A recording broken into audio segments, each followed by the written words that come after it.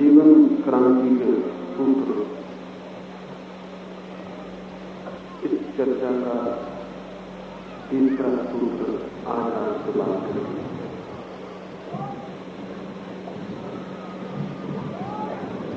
पहला सूत्र सिद्धांत, शास्त्र और वाक्य से मुक्ति। दूसरा सूत्र भीड़ से, समाज से, दूसरों से मुक्ति। और तीसरा सूत्र आज। इस तीसरे सूत्र को समझने के लिए मन का एक बहुत अद्भुत राज समझ लेना आवश्यक है। मन की बड़ी अद्भुत प्रक्रिया है। साधारणता पहचान में न पड़े ऐसी, और वो प्रक्रिया ये है कि मन को जिस ओर से बचाने की कोशिश की जाए, मन उसी ओर जाना शुरू हो जाता है। जहां से मन को हटाया जाए, मन वहीं पहुंच जाता है। जिस तरफ पीठ की जाए, मन के सामने वही सदा के लिए उपस्थित हो जाए। निषेध मन के लिए निमंत्रण, विरोध मन के लिए बुलावा है। और मनुष्य जाति इस नियम को बिना समझे आज तक जीने की कोशिश की। फ्रायड ने अपनी जीवन कथा में एक छोटा सा उल्लेख किया है। लिखा है उसने कि एक संध्या वीना के बगीचे में वो अपनी पत्नी और अपने छोटे के बेटे के साथ घूमने गया। देर तक फ्रायड अपनी पत्नी से बातचीत करता रहा, टहलता रहा। फिर सांझ हो गई, द्वार बंद होने लगे बगीचे के, तो वे दोनों बगीचे के द्वार पर आए। तब पत्नी को ख्याल आया कि उनका बेटा तो न मालूम कितनी देर से उन्हें छोड़ के चला गया। इतने बड़े बगीचे में वो पता नहीं कहां होगा, द्वार बंद होने के करीब है, उसे कहां खोजे। फ्रायड की पत्नी चिंतित हो गई और घबरा गई। फ्रायड ने कहा, घबराओ मत, एक प्रश्न में पूछता हूं, तुमने उसे कहीं जाने को मना तो नहीं किया? अगर मना किया हो तो 100 में 99 मौके तुम्हारे बेटे के उसी जगह होने के हैं जहां तुमने मना किया हो। उसकी पत्नी ने कहा, मैंने मना किया था कि फवारे पर मत पहुंच जाना। फ्रायड ने कहा, अगर तुम्हारे बेटे में थोड़ी भी बुद्धि है तो वो फवारे पर होगा। कई बेटे ऐसे भी होते हैं जिनमें बुद्धि नहीं होती, उनका हिसाब रखना फिजूल। पत्नी बहुत हैरान हुई। वो गए, दोनों भागे हुए। वो बेटा फवारे पर पैर लटकाए हुए पानी से खिलवाड़ करता था। फ्रायड की पत्नी उससे कहने लगी, बड़ा आश्चर्य, तुमने कैसे पता लगा लिया कि बेटा वहां होगा? फ्रायड ने कहा, आश्चर्य इसमें कुछ भी नहीं। जहां रोका जाए जाने से मन को, मन वहां जाने के लिए आकर्षित हो जाता है। जहां कहा जाए मत जाओ, वहां एक छुपा हुआ रस, एक रहस्य शुरू हो जाता है। फ्रायड ने कहा, यह तो आश्चर्य नहीं है कि मैंने तुम्हारे बेटे का पता लगा लिया। आश्चर्य यह है कि मनुष्य जाति इस छोटे से सूत्र का पता अब तक नहीं लगा पाई। और सच ही मनुष्य जाति अब तक इस छोटे सूत्र का पता नहीं लगा पाई। और इस छोटे से सूत्र को बिना जाने जीवन का कोई रहस्य कभी उद्घाटित नहीं हो सकता। इस छोटे से सूत्र का पता न होने के कारण मनुष्य जाति ने अपना सारा धर्म, सारी नीति, सारी समाज की व्यवस्था सप्रेशन पर, दमन पर खड़ी की। मनुष्य का जो व्यक्तित्व हमने खड़ा किया है वो दमन पर खड़ा है। दमन उसकी नींव है। और दमन पर खड़ा हुआ आदमी लाख उपाय करे, जीवन की ऊर्जा का साक्षात्कार उसे कभी नहीं हो सकता, क्योंकि जिस जिसका उसने दमन किया है, मन मन उसी से उलझा उलझा नष्ट हो जाता है।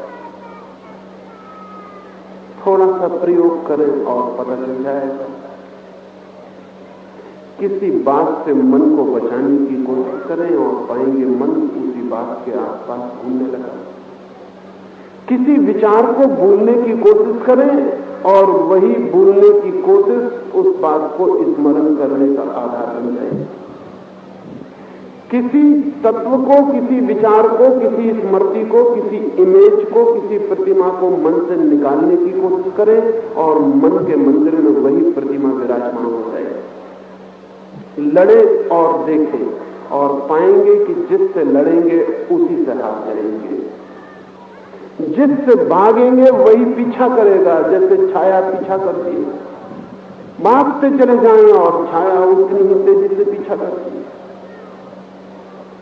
मन को हम भगा रहे हैं और मन को हमने इतनी जगह से भगाया है कि हम ये भूल ही गए हैं अब कि मन को कहां होना चाहिए। मन वही वही हो गया है जहां जहां हमने उसे इंकार किया है, जहां जहां हमने द्वार बंद किए, मन वही दस्तक दे रहा है। क्रोध से लड़े और मन क्रोध के पास ही खड़ा हो जाएगा। हिंसा से लड़े और मन हिंसक हो जाए। मोह से लड़े और मन मोह से बन जाएगा। लोभ से लड़े और मन लोभ में गिर जाएगा। धन से लड़े और मन धन के प्रति ही पागल हो उठेगा। काम से लड़े, सेक्स से लड़े और मन सेक्सुअल हो जाएगा, कामुक हो जाएगा। जिससे लड़ेंगे मन वही हो जाएगा। ये बड़ी अजीब बात। जिसको दुश्मन बनाएंगे मन पर उस दुश्मन की ही प्रतिछवि अंकित हो जाएगी। मित्रों को मन भूल जाता है, शत्रुओं को मन कभी भी नहीं भूलता है। लेकिन यह हो सकता है कि जिससे हम लड़ें मन उसके साथ ढल जाए, लेकिन उसकी शक्ल बदल ले, नाम बदल ले। मैंने सुना है एक गांव में एक बहुत क्रोधी आदमी, इतना क्रोधी कि उसने अपनी पत्नी को धक्का देकर कुएं में गिरा दिया। जब पत्नी मर गई और उसकी लाश निकाली गई तो वो क्रोधी आदमी जिससे एक नींद से जाग गया। उसे याद आया कि उसने जिंदगी में सिवाय क्रोध के और कुछ भी नहीं किया। इस दुर्घटना में वो एकदम सतेज हो गया। उसे बड़ा पश्चाताप हुआ। गांव में एक मुनि आए थे। वो मुनि के दर्शन को गया और उनके चरणों में सिर रख कर रोया और उसने कहा कि मैं इस क्रोध से कैसे छुटकारा पाऊं, क्या रास्ता है, मैं कैसे इस क्रोध से बचूं। मुनि ने कहा कि सन्यासी हो जाओ, छोड़ दो वो सब जो तुम कल तक पकड़े थे। लेकिन मजा यह है कि जिससे छोड़ो, छोड़ने के कारण ही वो और पकड़ जाता है। लेकिन वो थोड़ी गहरी बात है, वो एकदम से दिखाई नहीं पड़ती। कहा छोड़ दो सब, क्रोध को भी छोड़ दो, सन्यासी हो जाओ, शांत हो जाओ। अब कोई क्रोध को छोड़ सकता है? वो आदमी सन्यासी हो गया। उसने तत्क्षण वस्त्र फेंक दिए और नग्न हो गया और उसने कहा कि मुझे दीक्षा दे इसी क्षण। मुनि बहुत हैरान हुए। बहुत लोग उन्होंने देखे थे, ऐसा संकल्पवान आदमी नहीं देखा था जो इतनी शीघ्रता से सन्यासी हो गया। उन्होंने कहा कि तू अद्भुत है, तेरा संकल्प महान है, तेरा संयम महान है, तू इतनी शीघ्रता से सन्यासी होने को तैयार हो गया सब छोड़कर। लेकिन मुनि को भी पता नहीं कि ये क्रोध ही है, ये क्रोध का ही दूसरा रूप है। वो आदमी जो अपनी पत्नी को एक क्षण में धक्का दे सकता है, वो एक क्षण में नंगा खड़ा होकर सन्यासी भी हो सकता है। इन दोनों बातों में विरोध नहीं है, ये एक ही क्रोध के दो रूप हैं।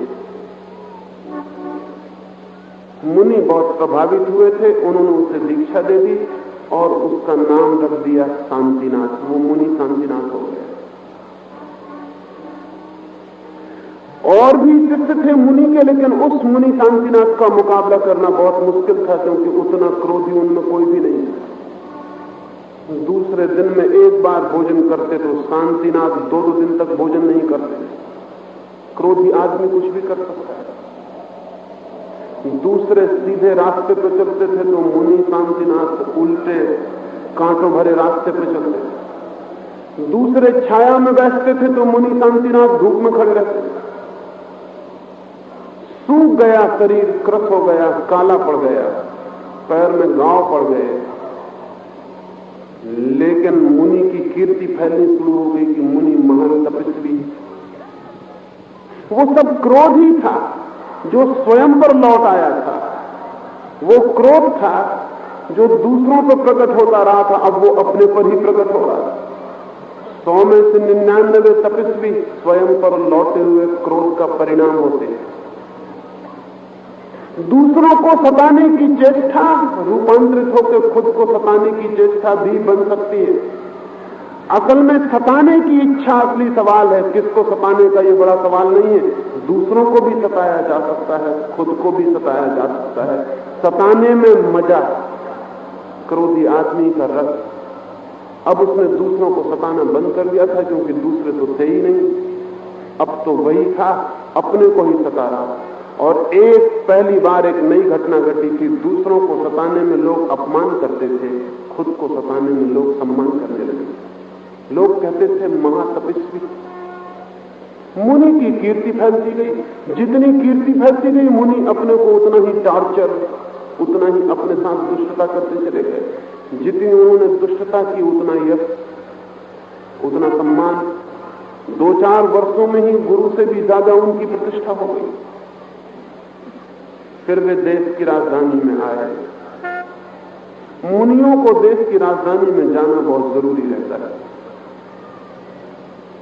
अगर आप सन्यासियों को खोजना चाहते हो तो हिमालय जाने की कोई जरूरत नहीं, देश की राजधानियों में चले जाइए और वहां सब मुनि और सब सन्यासी अड्डा जमाए हुए मिल जाएंगे। वो मुनि भी राजधानी की तरफ चले। राजधानी में पुराना एक मित्र रहता था।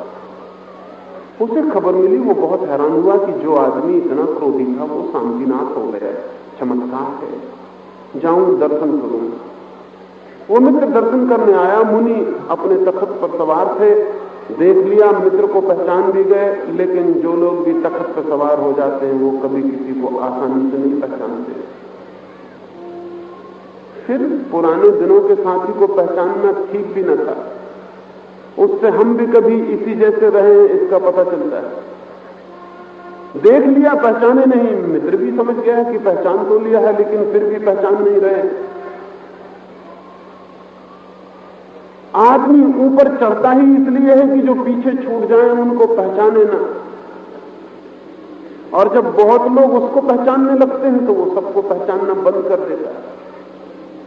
पद के शिखर पर चढ़ने का रस ही ये है, तुम्हें सब पहचाने लेकिन तुम्हें किसी को न पहचानना पड़ेगा। मित्र पास तरक आया और उसने पूछा कि मुनि जी, क्या मैं पूछ सकता हूं आपका नाम क्या है? मुनि जी को क्रोध आ गया। कहा, अखबार नहीं पढ़ते हो, रेडियो नहीं सुनते हो, मेरा नाम पूछते हो? मेरा नाम जगत जाहिर है, मेरा नाम है मुनि शांतिनाथ। उनके बताने का ढंग मित्र समझ गया कि कोई बदलाहट तो नहीं हुई है, आदमी तो ये वही है, सिर्फ नग्न खड़ा हो गया है। 2 मिनट दूसरी बात चलती रही। मित्र ने फिर पूछा कि महाराज मैं भूल गया, आपका नाम क्या है? मुनि की तो आंखों में आग जल उठी। उन्होंने कहा, मूल ना समझ, इतनी भी बुद्धि नहीं। अभी मैंने तुझे कहा था कि मेरा नाम मुनि शांतिनाथ है, मेरा नाम है मुनि शांतिनाथ। मित्र 2 मिनट और दूसरी बातें चलती रही, सुनता रहा। फिर उसने पूछा कि महाराज मैं भूल गया, आपका नाम क्या है? मुनि ने डंडा उठा लिया और कहा कि सिर तोड़ दूंगा, नाम समझ में नहीं आता, मेरा नाम है मुनि शांतिनाथ। उस मित्र ने कहा, सब समझ में आ गया, वही समझ में आने के लिए 3-3 बार पूछ रहा हूं। नमस्कार है, आप वही के वही हैं, कोई फर्क नहीं। आप वही के वही हैं, कोई फर्क नहीं पड़ा। दमन से कभी कोई फर्क नहीं आता, लेकिन दमन से चीजों की शक्ल बदल जाती है। और शक्ल बदल जाना बहुत खतरनाक है, क्योंकि तब बदली हुई शक्ल में उनको पहचानना भी मुश्किल हो जाता है। आदमी के भीतर काम हो, सेक्स हो, वासना हो, उसे पहचानना सरल है। लेकिन आदमी ब्रह्मचर्य की जबरदस्ती कोशिश में लग जाए तो उस ब्रह्मचर्य के पीछे भी सेक्सुअलिटी होगी, कामुकता होगी, लेकिन उसको पहचानना बहुत मुश्किल हो जाएगा क्योंकि वस्त्र बदल कर आ गई है। ब्रह्मचर्य एक तो वो है जो चित्त के परिवर्तन से उपलब्ध होता है, जो जीवन के अनुभव से उपलब्ध होता है। एक शांति वो है जो जीवन की अनुभूति की छाया की तरह आती है, और एक शांति वो है जो क्रोध को दबा के थोक के ऊपर बैठ जाती है। एक ब्रह्मचर्य वो है जो भीतर वासना को दबा के उसकी गर्दन को पकड़ के खड़ा हो जाता है। ऐसा ब्रह्मचर्य कामुकता से भी बदतर है, क्योंकि कामुकता पहचान में आती और दुश्मन पहचान में आता हो तो उसके साथ कुछ किया जा सकता है, और दुश्मन पहचान में भी ना आता हो तब बहुत कठिनाई हो जाए, खुद को ही पहचान मुश्किल हो जाए। मैं एक साध्वी के साथ समुद्र के किनारे बैठा हुआ है। वे साध्वी परमात्मा की और आत्मा की बातें कर रही थी। हम सभी बातें आत्मा परमात्मा की करते हैं जिनसे हमारा कोई भी संबंध नहीं, और जिन बातों से हमारा संबंध है उनकी हम बात नहीं करते, क्योंकि वे छोटी छोटी क्षुद्र बातें हैं। हम तो ऊंची बातें, आकाश की बातें करते हैं, पृथ्वी की बातें नहीं करते। जिस पृथ्वी पर चलना पड़ता है, और जिस पृथ्वी पर जीना पड़ता है, और जिस पृथ्वी पर जन्म होता है, और जिस पृथ्वी पर लाश गिरती है अंत में, उस पृथ्वी की हम बात नहीं करते। हम बात आकाश की करते हैं, जहां न हम जीते हैं न हम चलते हैं। वे भी आत्मा परमात्मा की बात कर रही थी। आत्मा परमात्मा की बात आकाश की बात है। हवा का झोंका आया, मेरी चादर उड़ी और साध्वी को छू गई, जैसे बिच्छू छू गया हो, इतनी घबरा गई। मैंने पूछा क्या हुआ? उन्होंने कहा पुरुष की चादर, पुरुष की चादर छूने का निषेध। मैं तो बहुत हैरान हुआ। मैंने कहा चादर भी पुरुष और स्त्री हो सकती है, ये मैंने पहली दफा जाना। चमत्कार है, चादर भी स्त्री और पुरुष हो सकती है। लेकिन ब्रह्मचर्य चादर को भी स्त्री पुरुष में परिवर्तित कर देता है कि ये सेक्सुअलिटी की अति हो गई, कामुकता की अति हो गई। मैंने कहा देवी, अभी तुम आत्मा की बातें करती थी और कहती थी मैं शरीर भी नहीं हूं, और अब तुम चादर भी हो। अभी क्षण भर पहले तुम शरीर भी नहीं थी कि शरीर तो मिट्टी है। अब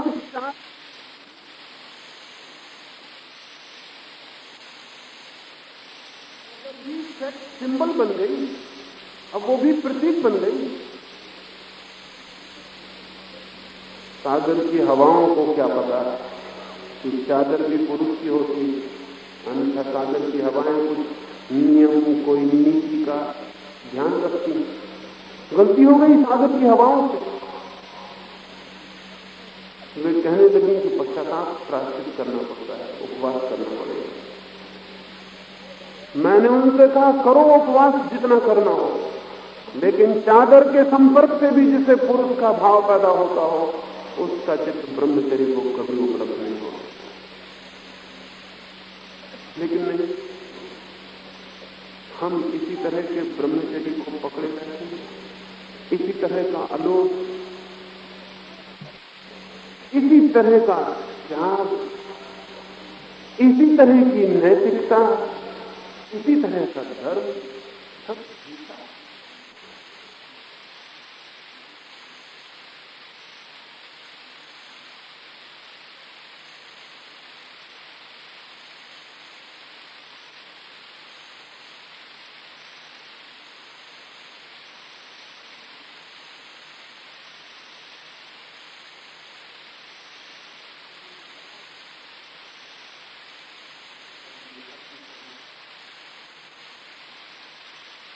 हमारी स्थिति हो गई, चादर भी पुरुष का मतलब है, चादर से भी डर पैदा होता है।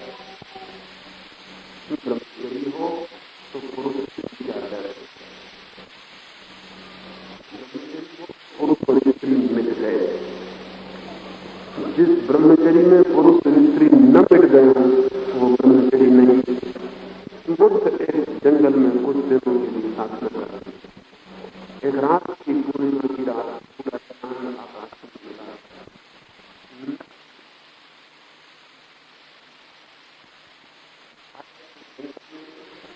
रात्रि भ्रमण को, नौका विहार को, पास में झील थी। लाए होंगे शराब, पी के शराब नाचने लगे होंगे, उस वेश्या के वस्त्र छीन कर उसे नंगा कर दिया होगा। उन्हें शराब में पीता देखकर वो वेश्या भाग गई। रात आधी उन्हें होश आया, खोजने निकले, वेश्या तो नहीं मिली। एक झाड़ के नीचे बुद्ध बैठे हुए मिल गए। वे उनसे पूछने लगे कि वहां से, यहां से किसी एक नंगी स्त्री को, वेश्या को भागते तो नहीं देखा? रास्ता यही है, यहीं से वो गई होगी। रास्ते पर धूप पर उसके पदचिन्ह बने। आप यहां कब से बैठे हुए हैं? यहां से कोई नंगी स्त्री भागती तो नहीं गई? एक वेश्या यहां से भाग गई। बुद्ध ने कहा, कोई गया जरूर है, लेकिन वो स्त्री थी या पुरुष ये बताना मुश्किल है। जब मेरे भीतर का पुरुष जागा हुआ था तब मुझे स्त्री दिखाई पड़ती, ना भी देखो तो दिखाई पड़ती थी, बचना भी चाहो तो भी दिखाई पड़ती थी। आंखें कितनी ही और कहीं मोड़ो, वे आंखें स्त्री को ही देखती। जब से मेरा पुरुष विदा हो गया तब से बहुत ख्याल करूं तो पता चलता है कौन स्त्री है कौन। कोई निकला जरूर, लेकिन कौन था ये कहना मुश्किल है। तुम पहले क्यों ना आए? कह गए होते कि यहां से कोई निकले, थोड़ा ध्यान रखना, तो हम ध्यान रख सकते। और ये बताना तो और भी मुश्किल है कि जो निकला है वो नंगा छाया वस्त्र पहने हुए। जब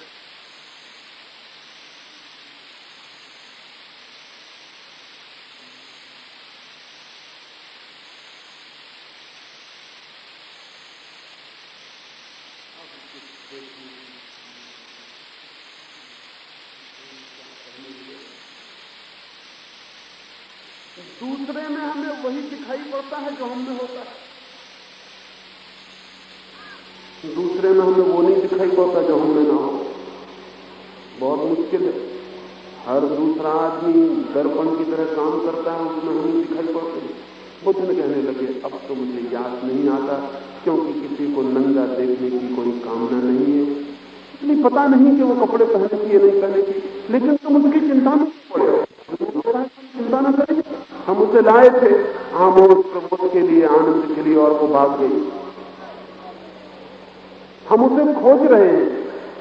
बुद्ध ने कहा, तुम जाओ उसे खोजो, भगवान करे, लेकिन किसी दिन तुम्हें ये ख्याल आ जाए, इतनी खूबसूरत और शांत रात में अगर तुम किसी और को न खोज के अपने को खोजते तो शायद आनंद के ज्यादा निकट पहुंच सकते। लेकिन तुम जाओ, तुम खोजो जिसे तुम्हें खोजना है। मैंने भी बहुत दिन तक दूसरों को खोजा, लेकिन दूसरों को खोज के मैंने कुछ भी न पाया।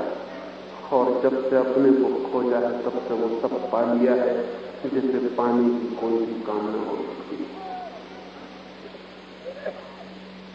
ये आदमी, ये बुद्ध ब्रह्मचर्य में रहा होगा, लेकिन चादर पुरुष हो जाए तो ब्रह्मचर्य नहीं। और इस देश का दुर्भाग्य कि दमन के कारण इस देश का सारा व्यक्तित्व कुरूप, विकृत, परवर्टेड हो गया। एक एक आदमी भीतर उल्टा है, बाहर उल्टा है। भीतर आत्मा शीर्षासन कर रही है, भीतर हम सब सिर के बल खड़े हुए। जो नहीं है भीतर वो हम बाहर दिखला रहे हैं। और दूसरे धोखे खा जाएं इससे कोई बहुत हर्जा नहीं है, हम खुद ही धोखा खा जाते हैं। लंबे अरसे में हम खुद ही भूल जाते हैं कि हम ये क्या करते हैं। दमन मनुष्य की आत्मा की असलियत को छिपा देता है और झूठा आवरण पैदा कर देता है। और फिर इस दमन में हम जिंदगी भर जिसे दमन किया है उससे ही लड़के गुजारते हैं। ब्रह्मचर्य की साधना करने वाला आदमी 24 घंटे सेक्स की ही चिंतना में व्यतीत करता है। उपवास करने वाला 24 घंटे भोजन करता है। ये तो आपने उपवास किया होगा तो पता होगा। उपवास करें और 24 घंटे भोजन करना पड़ेगा। हाँ, भोजन मानसिक हो, शारीरिक नहीं होगा, लेकिन शारीरिक भोजन का कुछ फायदा भी हो सकता है। मानसिक भोजन का सिवाय नुकसान के और कोई भी फायदा नहीं। वो जिसने दिन भर खाना नहीं खाया है वो दिन भर खाने की सोचेगा, ये स्वाभाविक है। नहीं, उपवास का ये अर्थ नहीं है कि आदमी खाना ना खाए। उपवास का अर्थ अनाहार नहीं है। अनाहार करने वाला दिन भर आहार करता है। उपवास का अर्थ दूसरा है। दमन नहीं है उपवास का अर्थ, लेकिन दमन ही उसका अर्थ बन गया है। उपवास का अर्थ भोजन न करना नहीं है। उपवास का अर्थ है आत्मा के निकट आवास, और आत्मा के निकट कोई इतना पहुंच जाए कि उसे भोजन का ख्याल ना आए, वो बात दूसरी है। कोई इतने भीतर उतर जाए कि बाहर का पता भी न चले कि शरीर भूखा है, वो बात दूसरी है। कोई इतने गहरे में चला जाए कि शरीर को प्यास लगी कि भूख लगी इसकी खबर न पहुंचती हो, ये बात दूसरी है।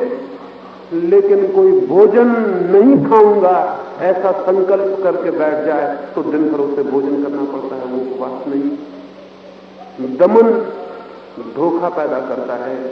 दमन वो जो असलियत है उपलब्धि की, वो जो अनुभूति की, वो जो सत्य है उसकी तरफ बिना ले जाए बाहर परिधि पर ही संघर्ष करके जबरदस्ती कुछ पैदा कर लेने की कोशिश करता है, और ये कोशिश बहुत महंगी पड़ जाती है। हिंदुस्तान में ब्रह्मचर्य की बात चल रही 3000 वर्ष से, और इस बात को कहने में मुझे जरा भी अतिशयोक्ति नहीं मालूम पड़ती कि आज पृथ्वी पर हमसे ज्यादा कामुक चित्त किसी समाज का नहीं होगा, नहीं हो सकता, क्योंकि जिससे हम लड़े हैं वही हमारे भीतर घाव की तरह पैदा हो गया। 24 घंटे उसी से लड़ रहे हैं। छोटे से बच्चे से लेकर मरते हुए बूढ़े तक सेक्स की लड़ाई चल रही है। कोरिया में 2 फकीर थे, मैंने उनके जीवन में पढ़ा। 2 भिक्षु एक दिन सांझ अपने आश्रम वापस लौटते हैं। एक बूढ़ा भिक्षु है, एक युवा भिक्षु। आश्रम के पहले ही एक छोटी सी पहाड़ी नदी है, सांझ हो गई है, सूरज ढलता है। एक युवती खड़ी है उस पहाड़ी नदी के किनारे, उसे भी नदी पार होना है, लेकिन डरती है, अनजान है, शायद नदी परिचित नहीं है, पता नहीं कितनी गहरी हो, भयभीत है। तो वो बूढ़ा साधु आगे आया है, उसको भी समझ में पड़ गया कि वो स्त्री पार होने के लिए चिंतित है, शायद कोई सहारा मांगती है। उसका भी मन हुआ कि हाथ से सहारा दे दूं, नदी पार करवा दूं, लेकिन हाथ का सहारा देने का ख्याल भर वर्षों की दबी हुई वासना एकदम खड़ी हो गई। वो हाथ को छूने की कल्पना ही भीतर जैसे नस नस में, रग रग में कोई बिजली दौड़ गई। 30 वर्ष से स्त्री को नहीं छुआ, अभी छुआ नहीं था, अभी भी छुआ नहीं था, अभी सिर्फ सोचा था कि हाथ का सहारा दे दूं, लेकिन सारे प्राण कब गए। एक बुखार सारे व्यक्तित्व को घेर लिया। अपने मन को डराया, कहा कि मैंने कैसी गंदी बात सोची, कैसे पाप की बात सोची। मुझे क्या मतलब है कोई नदी पार हो या ना हो, मुझे क्या प्रयोजन है। मैं अपना जीवन क्यों बिगाड़ूं, अपनी साधना क्यों बिगाड़ूं। बड़ी कीमती साधना होगी जो एक लड़की का हाथ छूने से बिगड़ जाती, बड़ी बहुमूल्य साधना रही होगी। और ऐसी ही बहुमूल्य साधना के सहारे लोग मोक्ष तक पहुंचना चाहते हैं। ऐसी ही कीमती मजबूत साधना के पुल पर चढ़ के परमात्मा की यात्रा करना चाहते हैं। आंख बंद कर ली उसने, क्योंकि वो स्त्री दिखाई पड़ती थी, और वो बहुत जोर से दिखाई पड़ती थी, क्योंकि मन जाग गया था, सोई हुई वासना जग गई थी। आंख बंद करके वो नदी उतरने लगा। अब ये आपको पता होगा, जिस चीज पे आंख बंद कर ली जाए वो उतनी सुंदर कभी नहीं होती आंख खोले में जितनी आंख बंद करने तो हो जाए। आंख बंद हुई और वो स्त्री अप्सरा हो गई। अप्सराएं इसी तरह पैदा होती हैं, बंद आंख से पैदा हो जाती हैं। दुनिया में स्त्रियां आंख बंद करो कि अप्सराएं पैदा हो, अप्सराएं कहीं भी नहीं है, लेकिन आंख बंद से स्त्री अप्सरा हो जाती, एकदम कविता पैदा हो जाती, फूल खिल जाते, चांदनी फैल जाती, एक ऐसा सौंदर्य आ जाता है जो स्त्री में कहीं भी नहीं है, जो सिर्फ आदमी की काम वासना के सपने में होता है। आंख बंद करते ही सपना शुरू हो जाता। अब वो असली स्त्री को नहीं देख रहा, अब एक ड्रीम, अब एक सपना, और वो स्त्री उससे बुला रही। उसका मन कभी कहता है कि चलो ये तो बड़ी बुरी बात है कि किसी असहाय स्त्री को सहारा न दूं, फिर तत्काल उसका दूसरा मन कहता है कि ये सब बेईमानी है, अपने को धोखा देने की तरकीब कर रहे हो, ये सेवा वगैरह नहीं है, तुम स्त्री को छूना चाहते हो। बड़ी मुश्किल है उसकी, साधुओं की बड़ी मुश्किल होती है। खींचतान है भीतर, तनाव है भीतर, सारा प्राण पीछे लौट जाना चाहता है और वो दमन करने वाला मन आगे चला जाना चाहता है। वो नदी के छोटे से घाट पर वो आदमी दो हिस्सों में बट गया है, एक हिस्सा आगे जा रहा है, एक हिस्सा पीछे जा रहा है। उसकी अशांति, उसका टेंशन, उसकी तकलीफ हम समझ सकते हैं। यही अशांति आदमी को पागल कर देगी। आधा हिस्सा इस तरफ जा रहा है, आधा हिस्सा उस तरफ जा रहा है। किसी तरह खींच तान के उसने अपने को उस पार कर लिया है। आंखें खुल के देखना चाहती हैं, लेकिन वो अपन डरा हुआ है। वो भगवान का नाम लेता है, जोर जोर से भगवान का, नमो बुद्धाय नमो बुद्धाय।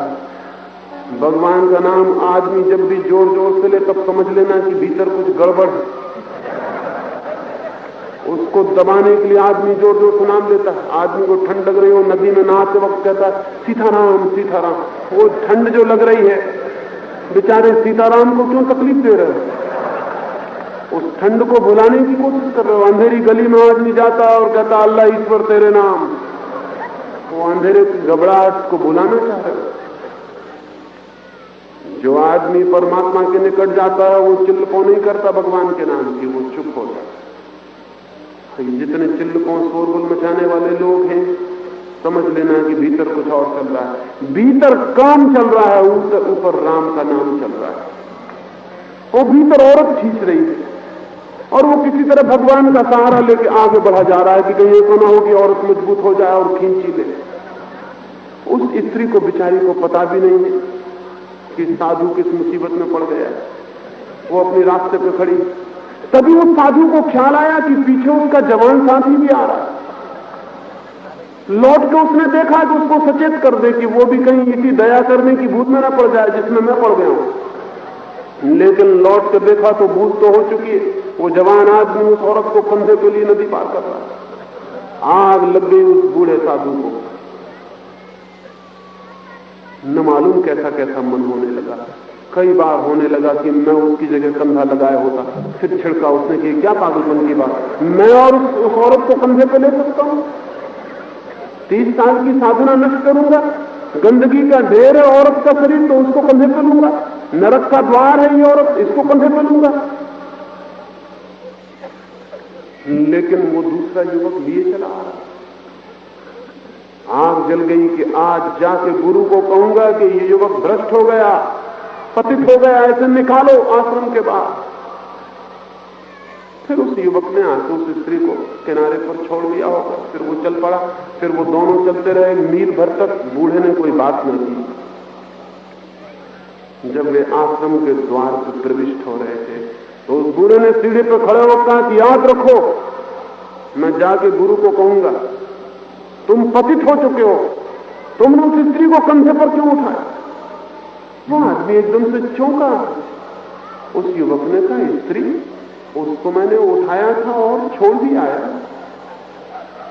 लेकिन ऐसा मालूम पड़ता है कि आप उसे अभी भी कंधे पर लिए हुए हैं।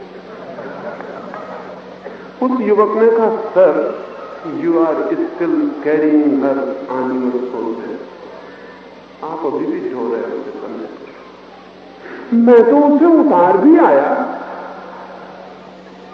और आपने तो उसे कभी कंधे पे लिया भी नहीं था। आप अभी तक उसी को ढो रहे हैं। मैं तो 2 घंटे से सोचता था आप किसी ध्यान में लीन हैं।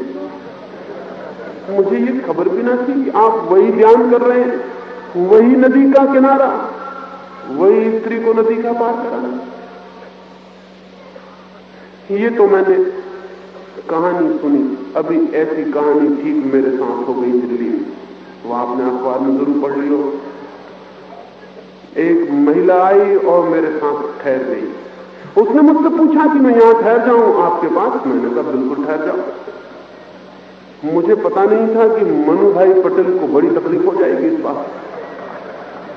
अगर मुझे पता होता तो संसद सदस्य को मैं तकलीफ नहीं देता, मैं किसी को तकलीफ नहीं देना चाहता।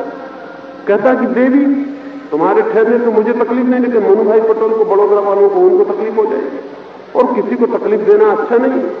और तुम्हें ठहर नहीं हो तो जाओ मनु भाई के कमरे में ठहर जाओ, ये मेरे पास काहे के लिए ठहर। लेकिन मुझे पता ही नहीं था, पता होता तो ये भूल ना होती, लेकिन ये भूल हो गई, अज्ञान में हो गई। वो आके सो भी गई, लेकिन दूसरे दिन तकलीफ हुई। पता चला कि मनु भाई को, उनके मित्रों को बहुत कष्ट हो गया इस बात से कि मेरे कमरे में सो गए।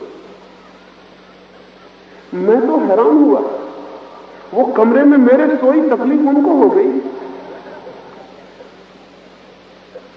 लेकिन आदमी कंधे पर उन चीजों को ढोने लगता है जिनसे भीतर कोई लड़ाई जारी रही हो। पता नहीं चलता, ख्याल में नहीं आता, पता ही नहीं चलता कि ये सब भीतर क्या हो रहा है। फिर इस बात को हुए 2 महीने हो गए। वो मनु भाई मुझे मिले तो उनसे कहूं, sir you are still carrying her on your shoulder, अभी भी ढो रहे हैं उस औरत को। लेकिन 2 महीने हो गए, अब उनको अखबारों में प्रेस कॉन्फ्रेंस बुला के खबर देने का मौका आया। मैंने उनसे वहीं दिल्ली में कहा था कि मनु भाई तकलीफ होगी, पीछे न पीछे ये बात चलेगी, ये मिटने वाली नहीं, तो मैं ही इसकी बात कर लूं सबके सामने। तो वहां कहा कि नहीं, क्या बात करनी है, कुछ हर्जा नहीं है, जो हो गया हो गया। लेकिन मैं जानता था कि बात तो उठेगी ही, करनी ही पड़ेगी। फिर वो संसद सदस्यों को मुझ जैसे फकीरों के आचरण का ध्यान रखना चाहिए, नहीं तो मुल्क का आचरण बिगाड़ देंगे हम जैसे लोग। और ऐसे अच्छे संसद सदस्य हैं, इसलिए तो मुल्क का आचरण इतना अच्छा है, नहीं तो कभी का बिगड़ जाता।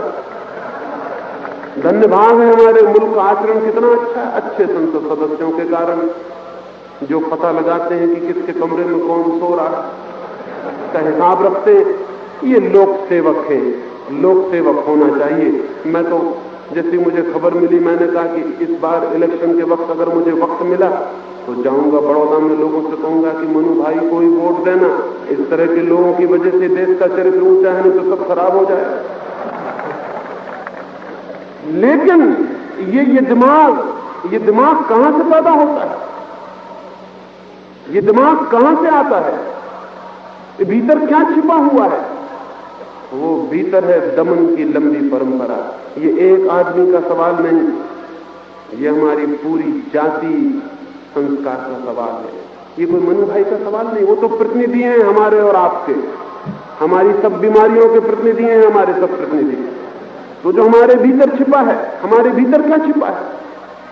हमने एक अजीब सप्रेशन की धारा में अपने को जोड़ रखा है, दबा रहे हैं सब। वो दबाया हुआ घाव हो जाता है, वो घाव पीड़ा देता है। उस घाव की वजह से हमें बाहर वही दिखाई पड़ने लगता है जो भीतर है। सारा जगत फिर एक दर्पण बन जाता है। नहीं, ये सप्रेशन की लंबी धारा, ये दमन की लंबी यात्रा व्यक्तित्व को नष्ट कर दी है।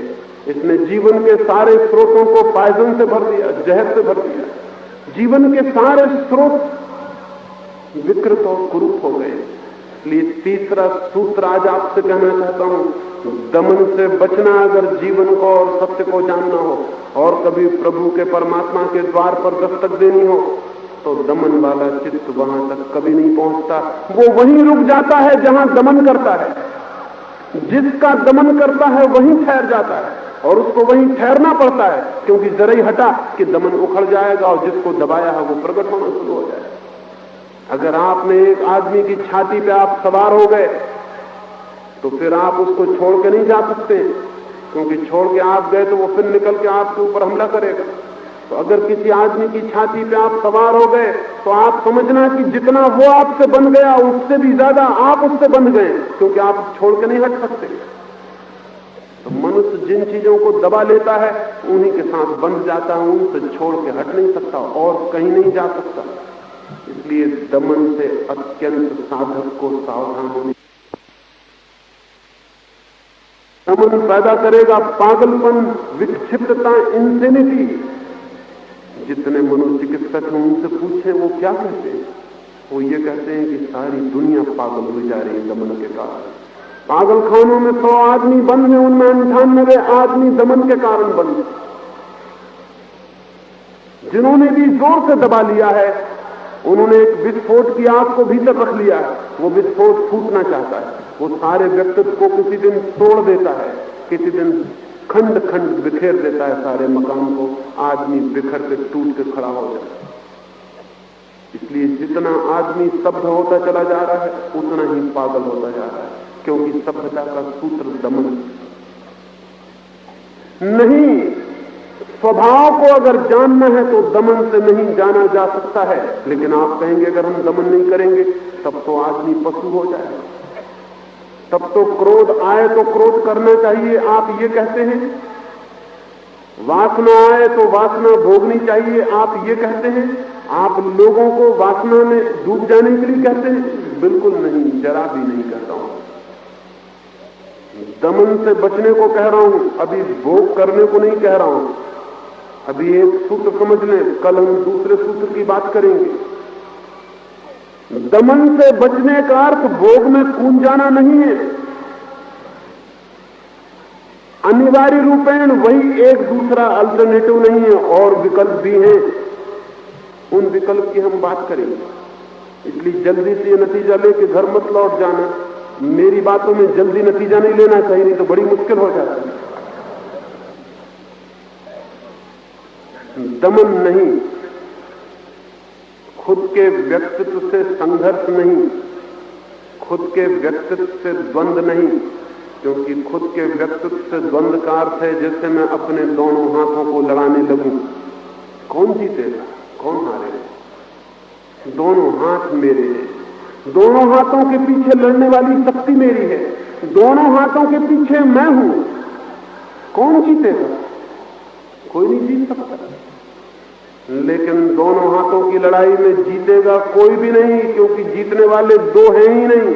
लेकिन एक अद्भुत घटना घट जाएगी, जीतेगा तो कोई नहीं, न बायां न दायां, लेकिन मैं हार जाऊंगा दोनों को लड़ाने में, क्योंकि मेरी शक्ति दोनों के साथ नष्ट होगी और मैं हार जाऊंगा शक्ति के क्षीण होने से। जो भी दमन कर रहा है वो किसका दमन कर रहा है? अपना ही, अपने ही चित्त के खंडों को दबा रहा है। किससे दबा रहा है? खुद के ही चित्त के दूसरे खंडों से दबा रहा है। चित्त के एक खंड को चित्त के दूसरे खंड से दबा रहा है। खुद को ही खुद से लड़ा रहा है। ऐसा आदमी अगर पागल हो जाए अंततः तो आश्चर्य क्या है? वो तो आदमी पागल नहीं हो पाता, क्योंकि दमन करने वालों की बात पूरी तरह से कोई भी नहीं मानता है, नहीं तो सारी मनुष्यता पागल हो जाए। वो दमन करने वालों की बात पूरी तरह कोई नहीं मानता, और न मानने की वजह से थोड़ा सा रास्ता बचा रहता है कि आदमी बच जाता है। हाँ, न मानने की वजह से ऊपर से दिखलाता है कि मानता हूं, भीतर से पूरा मानता नहीं, इसलिए पाखंड और हिपोक्रेसी पैदा होगी। हिपोक्रेसी दमन की सगी बहन, वो जो पाखंड है वो दमन का चचेरा भाई है। दमन चलेगा तो पाखंड पैदा होगा, अगर पाखंड पैदा ना होगा तो पागलपन पैदा होगा। पागलपन से बचना है तो पाखंडी हो जाना पड़ेगा, दुनिया को दिखाना पड़ेगा कि ब्रह्मचर्य, और पीछे से वासना के रास्ते खोजने पड़ेंगे। दुनिया को दिखाना पड़ेगा कि मुझे तो मिट्टी है धन, और भीतर गुप्त मार्गों से तिजोरियां बंद करनी पड़ेगी। वो भीतर से चलेगा, फिर पाखंड होगा, फिर एक झूठ।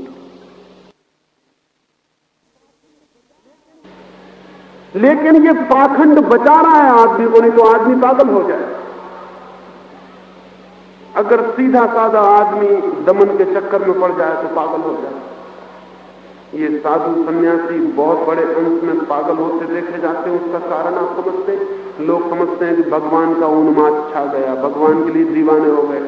भगवान का कोई उन्माद नहीं होता है, सब उन्माद भीतर के रुग्णता से पैदा होता है। लेकिन वो भीतर अगर बहुत दमन हो तो रोग पैदा हो जाता है, उन्माद पैदा हो जाता है, पागलपन पैदा हो जाता है। लेकिन उसको हम कहते हैं हरकोन्माद, एक्सटेसी वगैरह नहीं है, मैडनेस है, इंसेनिटी है। या तो आदमी पूरा दमन करे तो पागल होगा, और या फिर पाखंड का रास्ता निकाल ले तो बच जाएगा, लेकिन पाखंडी हो जाए। और पाखंडी होना पागल होने से अच्छा नहीं। पागल की फिर भी एक सिंसियरिटी है, पागल का फिर भी एक निष्ठा है, पाखंडी की तो कोई निष्ठा नहीं, कोई नैतिकता नहीं, कोई ईमानदारी नहीं। मगर दमन यही दो विकल्प पैदा करता है। आप अपने से लड़े और आप गलत रास्ते पर गए। अपने से नहीं लड़ना है, अपने से लड़ना अधार्मिक है, दमन मात्र अधार्मिक है। दमन मात्र मनुष्य को जितना नुकसान पहुंचाया है उतना दुनिया में किसी और एक तत्व ने कभी नहीं पहुंचाया है। उस दिन ही मनुष्य पूरी तरह स्वस्थ होता है जिस दिन सारे दमन से मुक्त हो जाता है, जिस दिन उसके भीतर कोई कॉन्फ्लिक्ट नहीं, कोई द्वंद्व नहीं। जिस दिन भीतर द्वंद्व नहीं होता उसी दिन उस एक का दर्शन होता है जो भीतर है। अगर ठीक से समझें तो दमन मनुष्य को विभक्त करता है, डिवाइड करता है, और दमन जिस व्यक्ति के भीतर होगा वो फिर इंडिविजुअल नहीं रह जाएगा, वो व्यक्ति नहीं रह जाएगा, वो विभक्त हो जाएगा, उसके कई टुकड़े हो जाएंगे, वो सिजोफ्रेनिक हो जाएगा।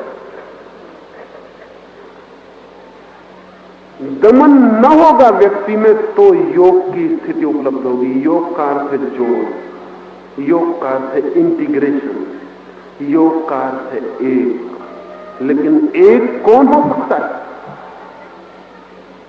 एक व्यक्तित्व किसका हो सकता है? उसका जो लड़ नहीं रहा, उसका जो अपने को खंड खंड में नहीं तोड़ रहा है, जो अपने भीतर नहीं कह रहा है ये बुरा है, ये अच्छा है, इसको बचाऊंगा, इसको छोड़ूंगा। जिसने भी अपने भीतर बुरे और अच्छे का भेद किया वो दमन में पड़ जाए। दमन से बचने का सूत्र है अपने भीतर जो भी है उसकी पूर्ण स्वीकृति, टोटल एक्सेप्टेबिलिटी। जो भी है, सेक्स है, लोभ है, क्रोध है, मान है, अहंकार है, जो भी है भीतर, उसकी सर्वांगीण स्वीकृति प्राथमिक बात है। तो व्यक्ति आत्मज्ञान की तरफ विकसित होगा, नहीं तो नहीं विकसित होगा। अगर उसने अस्वीकार किया कि इस हिस्से को मैं अस्वीकार करता हूं, उसने कहा कि मैं लोभ को फेंक दूंगा, उसने कहा कि मैं क्रोध को फेंक दूंगा, बस फिर वो नहीं कभी भी शांत हो पाएगा, इस फेंकने में ही अशांत हो जाएगा। और इसीलिए तो सन्यासी जितने क्रोधी देखे जाते हैं उतने साधारण लोग क्रोधी नहीं होते। सन्यासी का क्रोध बहुत अद्भुत है। दुर्वासा की कथाएं तो हम जानते हैं, वो परम सन्यासी, परम ऋषि थे। इतना क्रोध छोड़ने वाले लोगों में इकट्ठा हो, इतना अहंकार कि दो सन्यासी एक दूसरे को मिल नहीं सकते, क्योंकि कौन किसको पहले नमस्कार करेगा। दो सन्यासी एक साथ बैठ नहीं सकते क्योंकि किसका तखत ऊंचा होगा और किसका नीचा होगा। ये सन्यासी हैं कि पागल हैं? अभी तखत की ऊंचाई नीचाई नापने में लगे हैं, इनकी परमात्मा की ऊंचाई नीचाई का नहीं पता भी क्या होगा। मैं कलकत्ते में एक सर्वधर्म सम्मेलन में बोलने गया, वहां कई तरह के सन्यासी, कई धर्मों के उन्होंने आमंत्रित किए थे। उनको क्या पता विचारों कि सब सन्यासियों को एक मंच पर नहीं बिठाला जाता। कोई उसमें शंकराचार्य हैं, वो कहते हैं हम अपने सिंहासन पर बैठेंगे, और शंकराचार्य सिंहासन पर बैठे तो दूसरा आदमी कैसे नीचे बैठ सकता है? किसका तखत ऊंचा होगा? संयोजकों ने मुझे आके कहा कि सबकी खबरें आ रही हैं, हमारे बैठने का इंतजाम क्या है? बच्चों जैसी बात मालूम पड़ती है। छोटे छोटे बच्चे कुर्सी पर खड़े हो जाते हैं और अपने बाप से कहते हैं तुमसे ऊंचे हैं। इससे ज्यादा बुद्धि नहीं मालूम पड़ती तखत ऊंचा नीचा रखने वालों में। इससे ज्यादा ऊंची बुद्धि है? तखत तो ऊंचे हो जाएंगे आप। तो हद हो गई, आदमी का ऊंचा होना बहुत आसान हो गया। लेकिन दबा रहे हैं अहंकार को, तो अहंकार दूसरे रास्तों से खोज कर रहा है निकलने की। इधर अहंकार को दबा रहे हैं, इधर कह रहे हैं कि मैं कुछ भी नहीं हूं, हे परमात्मा मैं तो तेरी शरण में हूं, इधर ये कह रहे हैं। उधर वो अहंकार कह रहा है अच्छा ठीक है बेटे, इधर तुम शरण में जाओ, हम दूसरा रास्ता खोजते हैं। हम कहते हैं कि सोने का सिंहासन चाहिए, क्योंकि हमसे ज्यादा भगवान की शरण में और कोई भी नहीं गया, तो हमको सोने का सिंहासन चाहिए।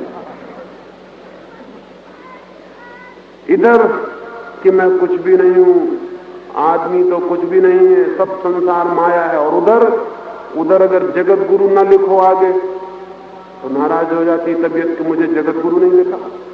और मजा ये है कि जगत से पूछे बिना ही गुरु हो गए।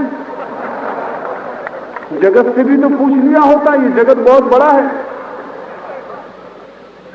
एक गांव में मैं गया था, वहां भी एक जगत गुरु थे। जगत गुरु की कोई कमी, जिसको भी ख्याल पैदा हो जाए वो जगत गुरु हो सकता है। इस वक्त सबसे सस्ता काम ये है। गांव में जगत गुरु थे, मैंने कहा इतना छोटा सा गांव जगत गुरु कहां से ले आए? उन्होंने कहा वो यहीं रहते हैं सदा। मैंने कहा जगत से पूछ लिया उन्होंने कहा जगत से तो नहीं पूछा, लेकिन वो बहुत होशियार आदमी, उनका एक शिष्य है।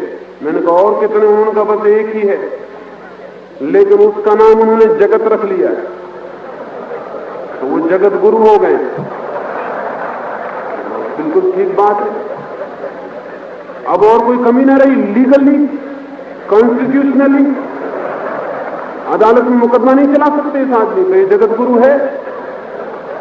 सारे जगत गुरु इसी तरह के हैं, किसी का एक शिष्य होगा, किसी के 10 होंगे, इससे क्या फर्क पड़ता है?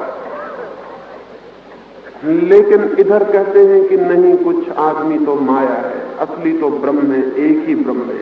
और इधर जगत गुरु होने का भी रोक सवाल रहता, वो अहंकार उधर से बचाओ, इधर से रास्ता खोजता है। आदमी जिस को दबाएगा वही नए नए मार्गों से प्रकट होगा। दमन करके कभी कोई किसी चीज से मुक्त नहीं होगा। इसलिए दमन से बचना, दमन से सावधान रहना, दमन ही मनुष्य को तोड़ देने का सूत्र है। और अगर जुड़ना है और एक हो जाना है तो दमन से बच जाना पहली शर्त। चौथे सूत्र में आपसे मैं बात करूंगा कि अगर दमन से बच जाएं तो फिर भोग एकदम निमंत्रण देगा कि आओ, अब तो क्रोध से बचना नहीं, इसलिए आओ क्रोध करो। अब तो सेक्स से बचना नहीं है, इसलिए आओ कूद जाओ। अब तो लोभ से बचना नहीं है, इसलिए दौड़ो और रुपए इकट्ठे करो। जैसे ही दमन से बचेंगे वैसे ही भोग निमंत्रण देगा कि आ जाओ। उस भोग के लिए क्या करना है, उस चौथे सूत्र में आपसे बात करूंगा। मेरी बातों को इतनी शांति और प्रेम से सुना, उससे बहुत बहुत अनुग्रहित हूं। और अंत